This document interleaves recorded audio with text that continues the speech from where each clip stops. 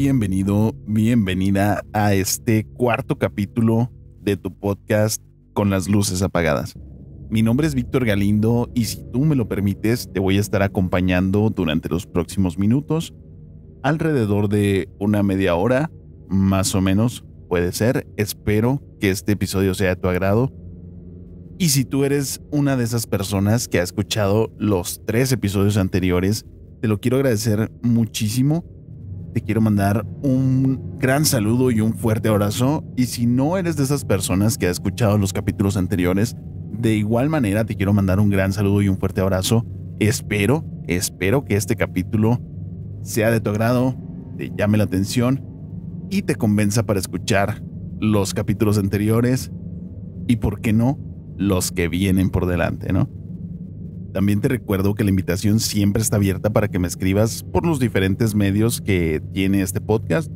Te recuerdo, mi correo es CLLA, que son las siglas de Con las luces apagadas, cllapodcast@gmail.com, y también el Instagram es CLLA Podcast. Por estos medios te puedes comunicar conmigo, me puedes escribir tu historia. Si tú tienes algún caso o alguna historia paranormal que te haya acontecido a ti, algún familiar o alguien que, por supuesto, que lo quiera compartir, están abiertas las puertas ahí, está a tu disposición estas redes, así como los comentarios en este video. Siéntete libre de usarlos. También para proponer algún otro tema. Oye, este tema me interesa, o este tema da para hablar, o podrías hablar de este otro tema. Y yo los estaré viendo siempre para checarlos, ¿por qué no? Y nos dedicaremos a hablar de todo lo que te gustes en este podcast. Sobre todo, bueno, más bien, si entra dentro de la dinámica que ya tenemos por aquí. Pero, ¿qué te parece si en esta ocasión dejamos un poquito de lado también las cuestiones paranormales? Sin dejar de lado el enigma de ciertas situaciones que ocurren. Vamos a hablar sobre misterios, sobre un misterio en concreto. Son de este tipo de temas que llaman mucho la atención por tantos enigmas, tantas preguntas, tan pocas respuestas también. Son casos que a mí me gusta como meterlos en un pequeño nicho que probablemente ya hayas escuchado. Son casos, ¿cómo decirlo?, de gente que nunca existió, en donde el involucrado o los involucrados son prácticamente personas que nadie puede reconocer, que no se puede resolver cuál es su identidad, que pareciera ser que jamás existieron y no se tiene registro de esas personas, como el famoso caso de D.B. Cooper, esta persona que secuestró exitosamente un avión y pidió un rescate de $4 millones, si no mal recuerdo, y algunos paracaídas.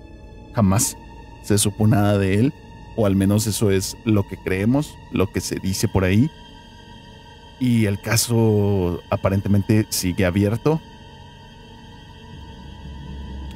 Pero en esta ocasión no es del caso del que vamos a hablar. En esta ocasión vamos a centrarnos en otro caso igual o más peculiar, que puede ser que lo hayas oído mencionar o puede ser que no, ya que a pesar de que es un caso relativamente famoso, no ha tenido tanta exposición como el anterior que ya te mencioné, o al menos pues yo no lo he visto rondar tanto por el internet como algunos otros casos.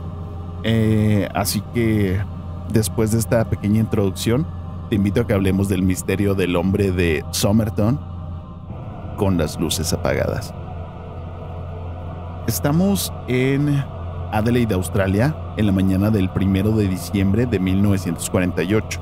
Como eso de las 7 de la mañana, una pareja pasea por la playa y se encuentra con un hombre acostado en dicha playa, aparentemente fumándose un cigarro. El hombre pues se encontraba recostado con la cabeza en un rompeolas muy cercano a unas escaleras.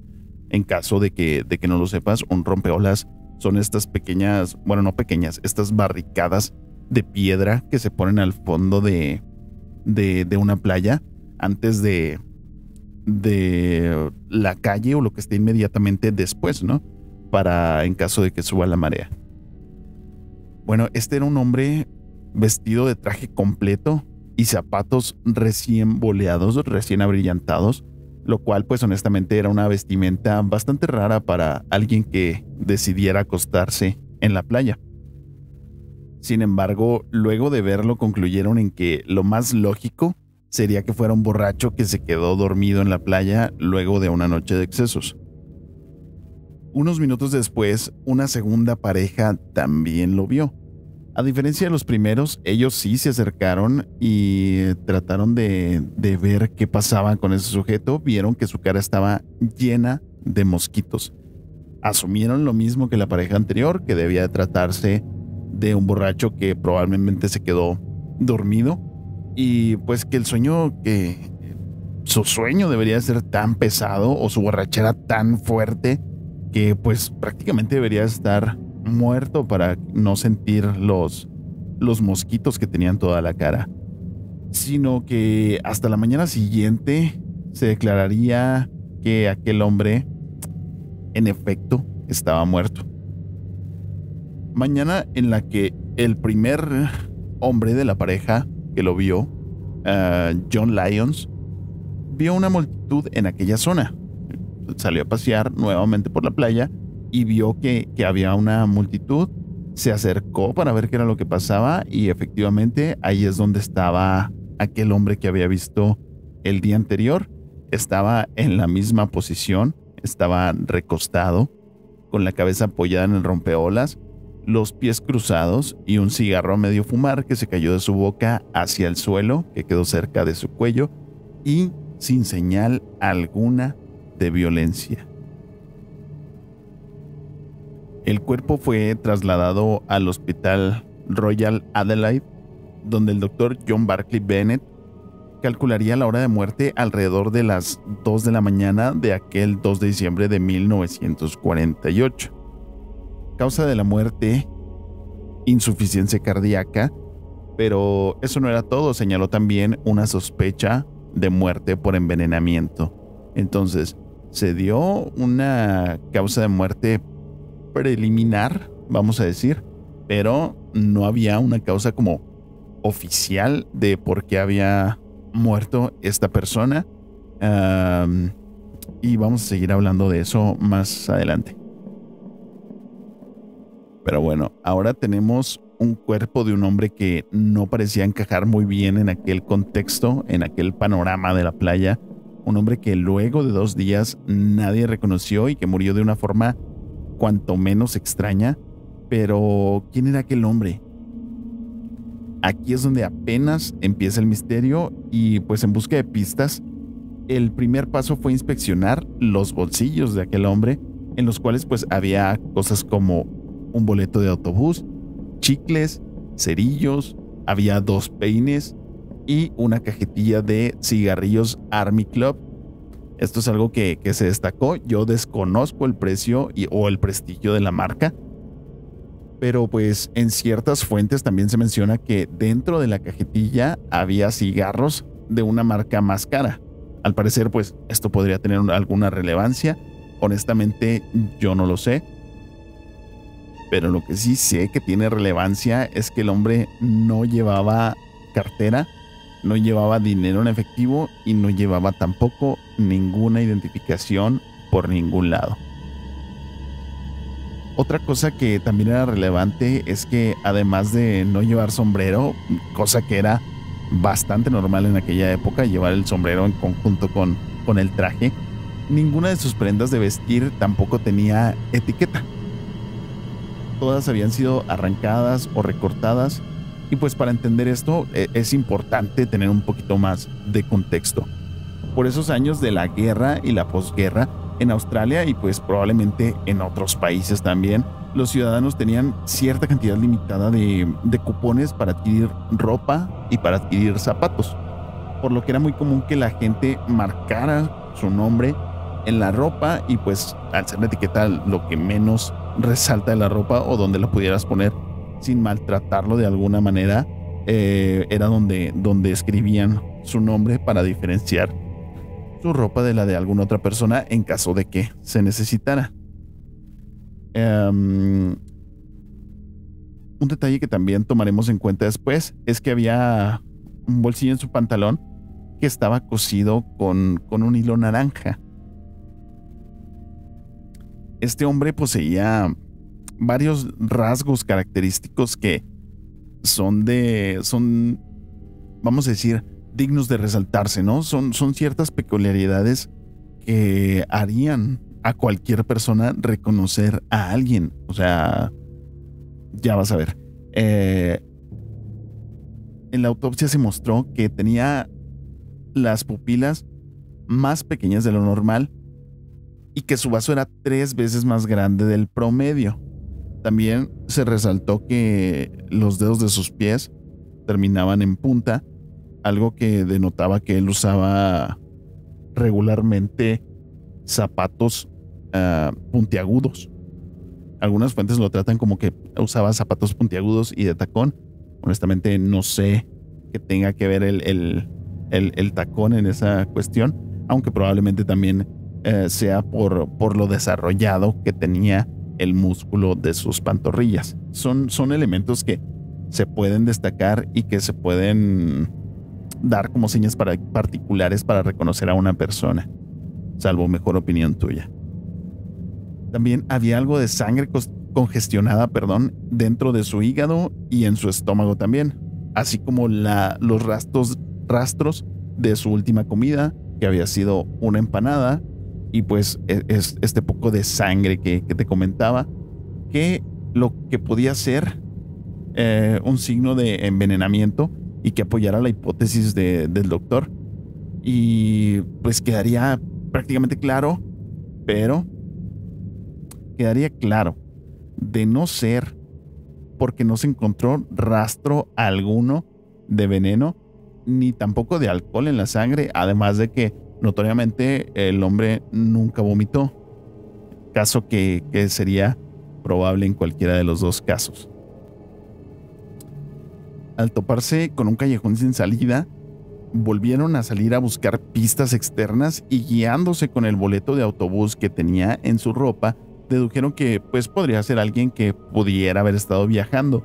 Entonces empezaron una búsqueda por estaciones de autobuses, estaciones de tren, hoteles, tintorerías o cualquier lugar donde pudiera haber objetos o equipaje perdido y no reclamado, ¿no? Entonces eso los llevó a encontrar una maleta en el guardarropa de la estación de tren de Adelaide, que fue abandonada justo el 30 de noviembre de ese año. Recordemos que la desaparición fue el día 1 de diciembre. Y pues desde ese momento estaba esa maleta ahí, nadie la había reclamado. Los trabajadores de la estación de tren tampoco supieron confirmar si era o no de este hombre que encontraron en la playa de Somerton. Bueno, el contenido de la maleta era el siguiente. Había dentro una bata, un par de zapatos, había ropa interior, un desarmador, una chaqueta aparentemente de Estados Unidos, había material para rasurarse como cuchillas, tijeras, ese tipo de cosas. Había una corbata y un chaleco. También había un hilo naranja que parecía coincidir con el que estaba cosido el bolsillo del pantalón que te había comentado anteriormente. Bueno, pero en el caso de las dos últimas prendas, la corbata y el chaleco, tenían un nombre bordado: T. Kane o Kane también. Podrías pensar que pues aquí había una pista real o un nombre al cual seguir, pero no fue así, puesto que fue imposible rastrear ese nombre a algún propietario real, levantando las sospechas de que esa maleta pudo ser dejada allí intencionalmente para entorpecer la investigación. Pero ¿con qué objeto? Aquí es donde siguen surgiendo más preguntas, ¿no? Tal vez, pues sí, el hombre había viajado últimamente, o tal vez conocía a alguien que vendía ropa americana, o tal vez compró ropa de segunda mano, pero pues no había nada claro, ¿no? ¿Y por qué tenía esas prendas con el nombre de T-Kane? Bueno, pues la explicación más sencilla sería que las compró de segunda mano y al no tener etiqueta, pues estaban bordado el nombre en una parte donde si lo arrancaba podría echar a perder, ¿no? La corbata o el chaleco. Hacemos un salto de unos meses y la policía llamó a otro experto, un experto llamado John Cleland, y bajo su orden se volvieron a examinar las pertenencias del hombre, las que se habían encontrado desde un principio, encontrando un pequeño bolsillo, entre comillas, secreto a la altura de la cintura, en el pantalón. En realidad, pues parecía funcionar para un reloj de bolsillo, pero la peculiaridad que tenía este bolsillo era que estaba cosido, y al abrirlo encontraron un papel enrollado, que al abrirlo se leían las palabras Tamam Shud, palabras impresas, aclaro, no estaban escritas a mano, estaban impresas, y el papel parecía haber sido arrancado de un libro. La frase, traducida del persa Tamam Shud, significa este es el fin o se acabó. Frank Kennedy, un reportero que reconoció la frase, le dijo a la policía que buscaran un libro llamado Rubaiyat. Discúlpame si la pronunciación no es la más correcta. Rubaiyat se llamaba el libro, del autor Omar Khayyam. Al parecer, pues era un libro muy popular en aquel entonces y en aquella región, y pues no fue difícil encontrar el libro, ¿no? Un libro como ese. Pero lo imposible sería encontrar exactamente la edición de la que salía aquel fragmento. Ya no ni siquiera la copia, la edición en la que se encontraba ese fragmento era prácticamente imposible de encontrar y parece no tener mucho sentido a lo largo de este caso. Podrías pensar que es algo poético, pero en ese momento algunas personas concluyeron, y puede ser que también tú concluyas ahora, que era una especie de nota suicida de un hombre que ya no tenía motivaciones para seguir con su vida, ¿no? La sospecha del envenenamiento, la nota, el aparente cuidado así tan minucioso de que no se supiera su identidad, pero tampoco es la conclusión. Podría ser un final esperado donde se le pudiera dar carpetazo a este asunto y concluir en que fue un suicidio, pero no fue el caso. 3 meses después se acercó a la policía un hombre asegurando que tenía el libro que había visto en los periódicos que buscaban los policías. Se había publicado que se buscaba el libro y este hombre pues decidió cooperar.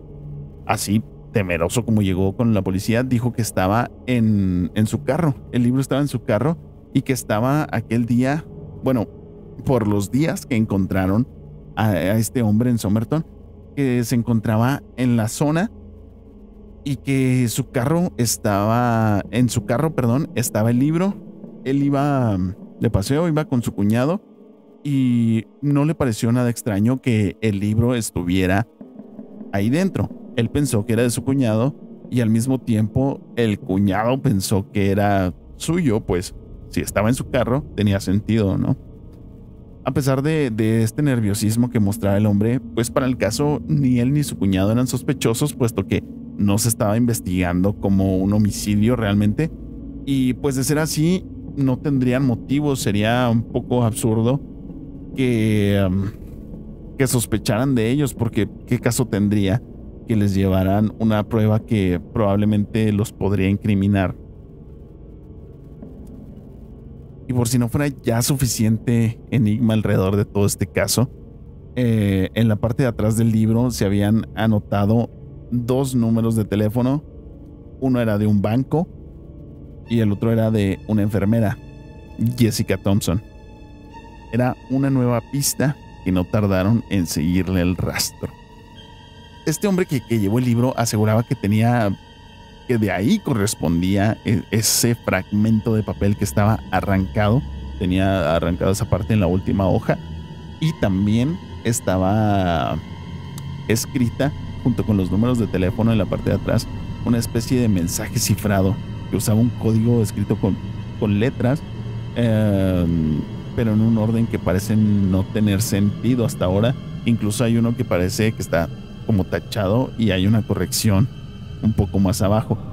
Pero tras la revisión de varios expertos que trataron de decodificarlo, no se ha podido y ha sido una pista, prácticamente invalidada para el caso. Es algo que no se está tomando en cuenta y pudiéramos creer que ahí está la clave del misterio, pero no lo sabemos y probablemente no lo sepamos nunca. La policía se comunicó con Jessica. Recordemos que estaba su número de teléfono apuntado en la parte de atrás. Y pues Jessica era una enfermera que ya estaba casada y que ya tenía un hijo para este momento. Y la policía fue para preguntarle por qué su número estaba escrito en este libro. A lo cual pues ella respondió que durante la guerra, ella trabajando como enfermera había conocido y se había enamorado de un hombre al que le había regalado ese libro. Un hombre llamado Alfred Boxay. Parecería ser que todas las pistas empezarían a acomodarse de pronto y que se resolvería el caso.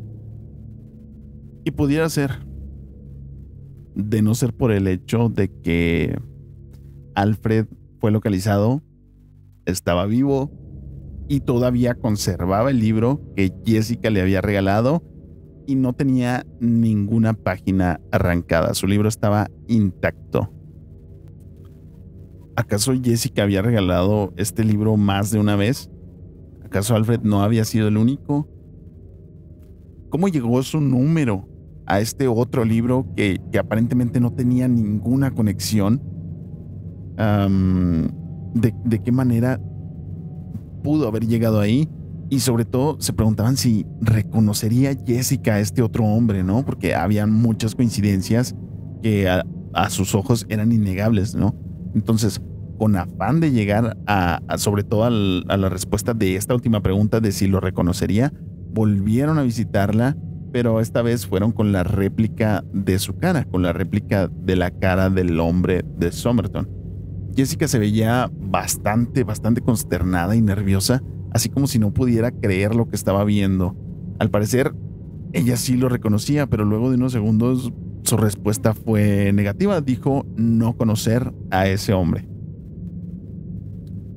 Durante su relación con la policía también dijo que sus vecinos le habían comentado que hacía alrededor de un año un hombre vino a buscarla, pero que nunca supieron quién era y que tampoco les había dado su nombre. Y pues aunque esto podría ser relevante ya con la negativa de Jessica, si alguna vez tuvo algún rumbo este caso, pues dejó de conducir para allá porque pensaban que tal vez por la impresión del momento no quiso decir nada y que después en algún momento iba a cambiar su declaración o a decir algo, pero pues no fue así. Cuando escucharon esta respuesta, pues fue cuando se dieron cuenta de que probablemente ya no quedaba mucho por hacer o que no había alguna otra pista por seguir, ¿no? Y a partir de aquí lo único que se puede hacer pues es teorizar. El primer caso, la primera pregunta es, ¿lo hizo él mismo o si fue un homicidio? Tendría sentido si lo ves desde este último punto de vista. Digamos que era una expareja. Digamos que era una expareja de Jessica y quiso regresar, quiso retomar, quiso ir a buscarla simplemente, y al ver que no la encontraba o que ya había hecho su vida, que tenía un hijo, que tenía un esposo, se rindió, se dio por vencido, fue y consiguió un veneno prácticamente invisible que también los doctores pensaban que podía ser alguno llamado estrofantina, que no era muy difícil de conseguir en la época, pero pues denota cierto profesionalismo a la hora de hacer las cosas en cualquier caso, en caso de que hubiera sido él mismo o que lo hubieran querido silenciar o matar por algún motivo. Pero si te pones a pensarlo, en el caso de que él mismo se hubiera quitado la vida, no tiene mucho caso preocuparse por usar un veneno invisible o que no deje rastro. Además de tener en cuenta el detalle, que es bastante poético, si lo miras desde este punto de vista, es bastante poético tener el detalle de vestirse de traje, poner una nota en su pantalón, escondida aparentemente, y esperar al final fumando un cigarrillo. Bastante poético de su parte. ¿Sería acaso él el hombre del que en realidad se enamoró, o sería otra persona con la que tuvo que ver? Porque recordemos que sí encontramos al hombre al que ella mencionó que le había dado ese libro. No sabemos tampoco si sería el padre biológico del hijo de Jessica, porque Jessica estaba casada, sí, pero su hijo no era de su ahora esposo. Entonces pudiera ser que por temor a perder su matrimonio, a destruir su familia, ella, así tan nerviosa como se vio, prefiriera decir que no conocía a ese hombre y conservar su vida como hasta el momento. Esa podría ser una posibilidad también.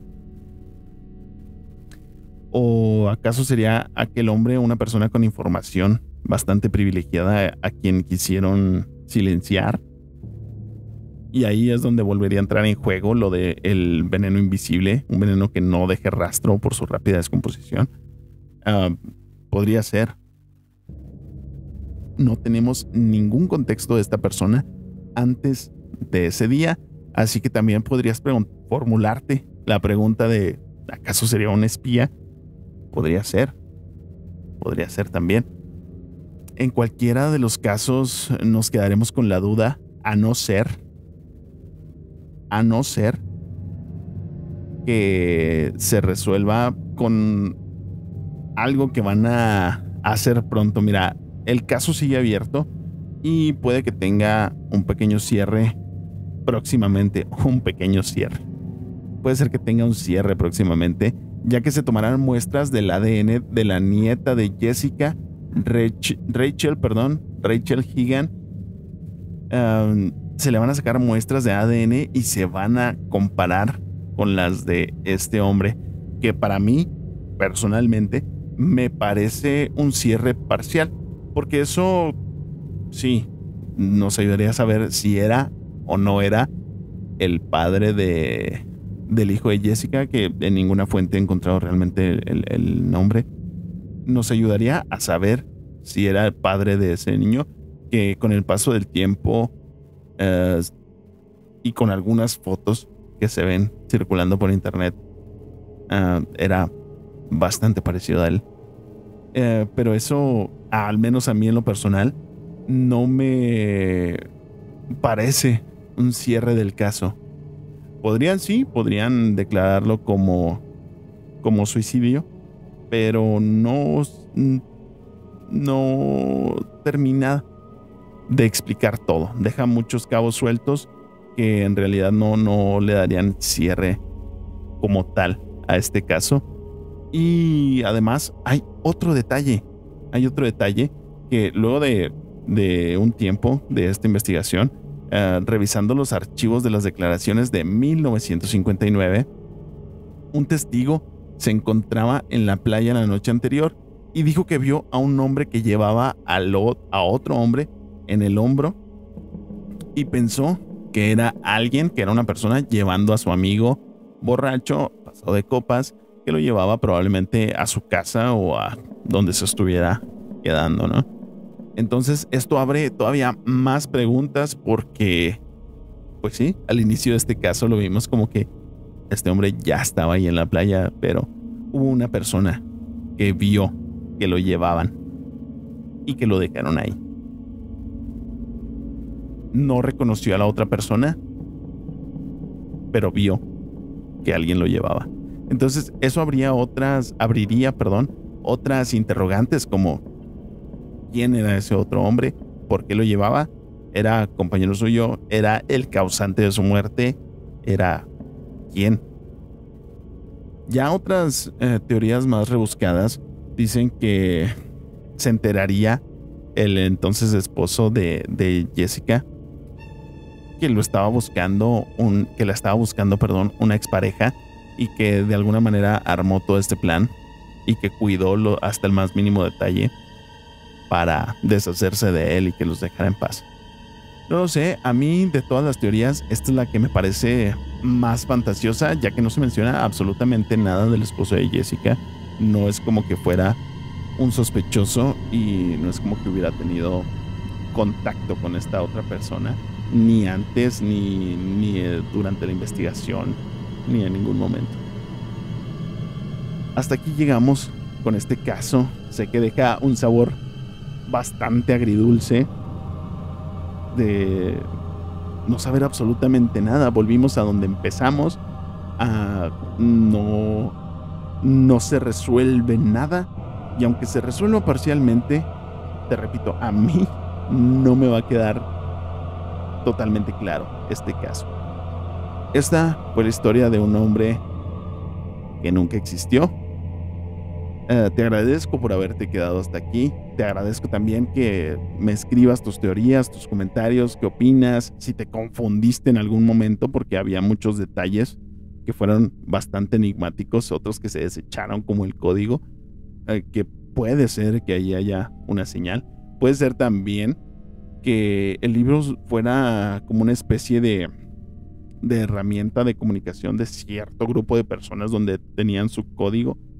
No lo sabemos realmente. Bueno, ya me estoy poniendo un poco redundante y conspiranoico en esto, pero no sé, se pueden especular miles de cosas en este caso. Déjame tu teoría en los comentarios. Te agradezco por escucharme y te recuerdo que sigue la invitación abierta para que me escribas en mi correo cllapodcast@gmail.com y también en el Instagram @cllapodcast. Gracias por escuchar este episodio. Sí estuve inactivo más de lo que debía haber estado. Se me atravesaron algunas cosas por ahí, pero voy a tratar de que sí sea cuando menos quincenal el episodio. Entonces, déjame tus temas, déjame tus comentarios y aquí nos estaremos escuchando nuevamente con las luces apagadas.